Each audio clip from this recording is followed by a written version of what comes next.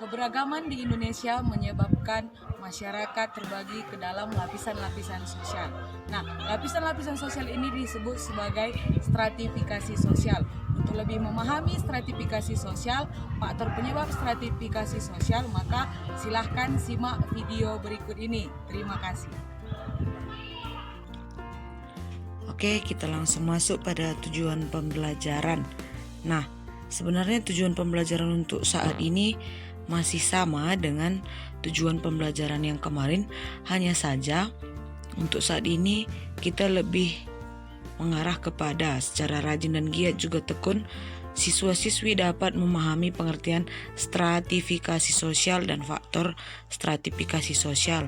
Yang kedua, meningkatkan pola hidup sederhana dan memperhatikan sesama manusia sebagai makhluk yang setara. Kalau kemarin kita belajar mengenai diferensiasi, saat ini kita akan belajar mengenai stratifikasi.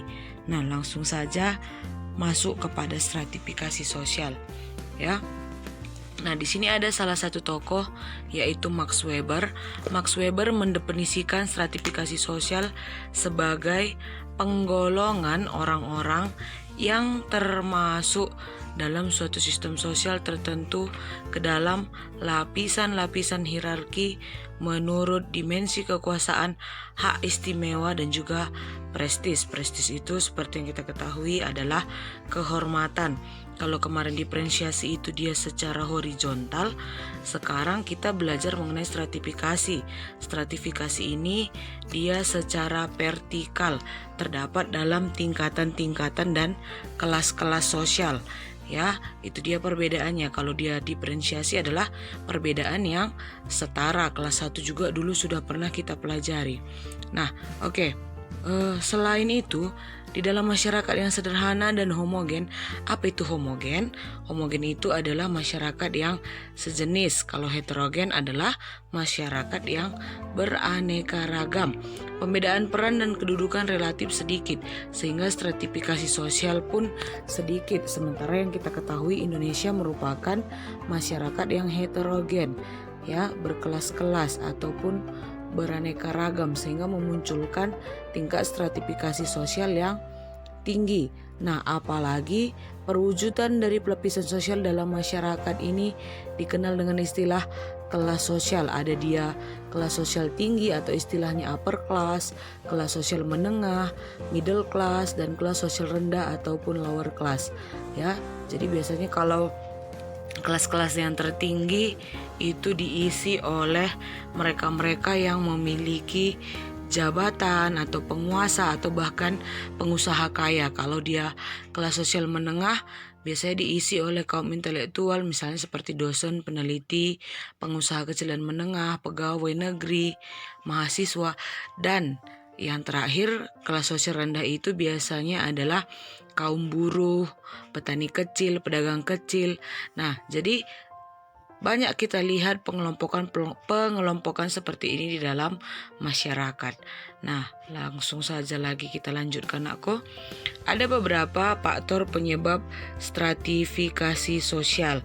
Yang pertama itu adalah kemampuan, yang kedua itu adalah usia, yang ketiga adalah jenis kelamin, yang keempat itu adalah fisik dan juga sifat asli anggota, dan yang terakhir adalah harta benda. Nah, contohnya misalnya seseorang dengan fisiknya yang kuat dianggap dapat melindungi orang yang lemah.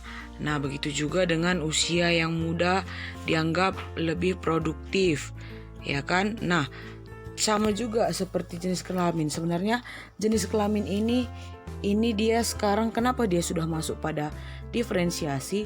Karena kalau sekarang itu kan sudah ada yang namanya emansipasi wanita. Kalau dulu memang jenis kelamin ini sangat mempengaruhi faktor stratifikasi sosial. Kenapa seperti itu? Karena dulu sangat jelas perbedaan kelas sosial antara perempuan dan laki-laki, termasuk juga fisik. Ya, nah ini sebenarnya faktor stratifikasi sosial dilihat di masa yang lalu. Kalau sekarang sudah tidak terlalu lagi, apalagi ras, warna kulit itu sekarang semua sudah setara, ya kan? Nah, jadi kalau dulu itu kan seperti yang kita ketahui ada politik yang namanya politik apartheid, ya, perbedaan antara ras kulit putih dan ras kulit hitam, ya kan.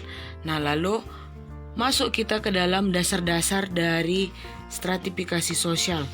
Yang pertama itu adalah kekayaan. Nah, ada beberapa keyakinan ataupun pendapat yang mengatakan bahwa semakin besar pendapatan seseorang itu, maka semakin besar pula kesempatan baginya untuk memiliki banyak harta. Selain itu, biasanya kalau orang-orang yang memiliki kekayaan yang lebih itu, dia akan menduduki tingkat strata atau kelas yang tinggi. Biasanya mereka memiliki kepemilikan rumah, tanah yang luas, ya kan, memiliki mobil mewah. Nah, dan hartanya banyak. Jadi mereka dianggap sebagai golongan pengusaha yang menempati kelompok-kelompok atau kelas atas. Lalu ada yang kedua yaitu kekuasaan. Nah, kekuasaan ini kan berkaitan dengan kemampuan seseorang untuk menentukan kehendaknya terhadap orang lain. Biasanya ini orang-orang yang dominan lah yang menguasai kelompok-kelompok minoritas atau mayoritas menguasai yang minoritas, ya kan. Lalu ada yang ketiga yaitu keturunan. Kalau masa dulu itu ada masyarakat feodal memiliki bisa dikatakan modal ataupun keturunan-keturunan seperti misalnya mereka memiliki gelar-gelar bangsawan atau keturunan berdarah biru. Itulah yang dianggap sebagai masyarakat yang menduduki keturunan ataupun yang menduduki kelas paling tinggi. Misalnya ada gelar Tengku pada masyarakat Aceh, Raden pada masyarakat Jawa, ya kan. Nah, jadi itulah beberapa istilah-istilah pada masyarakat yang mendasari stratifikasi berdasarkan keturunan, atau misalnya di India ataupun juga Hindu Bali, ya kan. Nah, terdapat kasta Brahmana, Satria, Waisya, dan Sudra. Nah, di mana kasta Brahmana adalah kasta yang paling tinggi dan paling dihormati. Lalu ada dia pendidikan. Kalau dulu ada istilah cendekiawan. Cendekiawan ini dianggap adalah kelompok yang memiliki golongan paling tinggi, ya, karena mereka memiliki pendidikan yang tinggi. Kalau sekarang bisa dikatakan misalnya ada dosen, dokter, hakim, ya, itu adalah masyarakat yang menduduki kelas tertinggi berdasarkan pendidikan. Lalu ada lagi dia status atau kedudukan. Nah, ini menunjukkan hak dan kewajiban seseorang dalam masyarakat. Jadi kalau dalam sistem sosial itu terdapat berbagai macam kedudukan ataupun status, di mana status dan kedudukan ini akan selalu dikaitkan dengan hak dan kewajiban tertentu. Itu sudah pasti, ya. Status dan peran itu berjalan beriringan. Oke, lalu ada lagi dia peran. Biasanya peran ini kita ketahui setelah kita memahami apa status kita. Jadi tidak ada peran tanpa kedudukan. Kedudukan inilah juga tidak akan berfungsi tanpa peran. Jadi ketika kita memiliki status ataupun kedudukan, kita tahu peran kita. Jadi itulah kenapa makanya status dan peran ini tidak dapat dipisahkan. Karena misalnya contoh seperti kalian, kalau di sekolah status kalian itu adalah pelajar, otomatis peran kalian itu belajar. Kalau di rumah kalian statusnya adalah seorang anak. Seperti yang pernah dulu kita pelajari, yaitu terjadi konflik peran. Contoh misalnya seorang ibu yang berprofesi sebagai dokter, dia juga merupakan seorang ibu di rumah, dan juga dia adalah bisa dikatakan misalnya lah ketua arisan. Pada saat yang bersamaan si anak sakit, pasien di rumah sakit juga sudah menunggu, dan juga ada rapat arisan. Nah, jadi di sini terjadi konflik peran karena dia harus memerankan 3 peran sekaligus, ya. Jadi inilah dasar-dasar dari stratifikasi sosial. Oke. Lalu kita masuk pada sifat stratifikasi sosial. Di sini ada satu gambar. Ini yang pertama adalah stratifikasi sosial tertutup, di mana stratifikasi ini adalah bentuk stratifikasi yang anggotanya atau yang anggota dari setiap stratanya sulit melakukan mobilitas vertikal.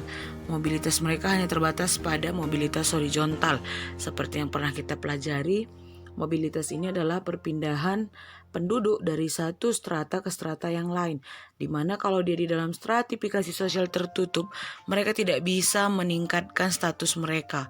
Mereka hanya berada pada status yang itu saja. Contoh seperti yang Ibu katakan tadi, sistem kasta pada masyarakat India, di mana tidak akan mungkin kasta Sudra ketika menikah dengan Brahmana dia akan masuk ke kasta Brahmana, tidak. Yang ada malah kasta Brahmana dikeluarkan dari kastanya, ya. Jadi sangat tertutup, namanya tertutup, ya kan? Kalau misalnya tertutup itu tidak akan memungkinkan terjadinya satu perpindahan. Nah, lalu gambar yang kedua ini adalah sistem stratifikasi sosial terbuka, ya. Nah, ketika misalnya sama seperti ketika kamu membuka hatimu, ada pintu terbuka, maka akan memungkinkan orang lain untuk masuk. Jadi stratifikasi ini sifatnya demokratis. Kemungkinan mobilitasnya sangat besar, yang artinya adalah setiap anggota dapat bebas berpindah strata sosial baik vertikal maupun horizontal. Terlebih-lebih contoh misalnya ketika seseorang yang berusaha menjadi orang kaya atau bekerja keras dan menuntut ilmu, maka akan memungkinkan terjadinya yang namanya mobilitas, terlebih-lebih dari segi pendidikan, ya kan?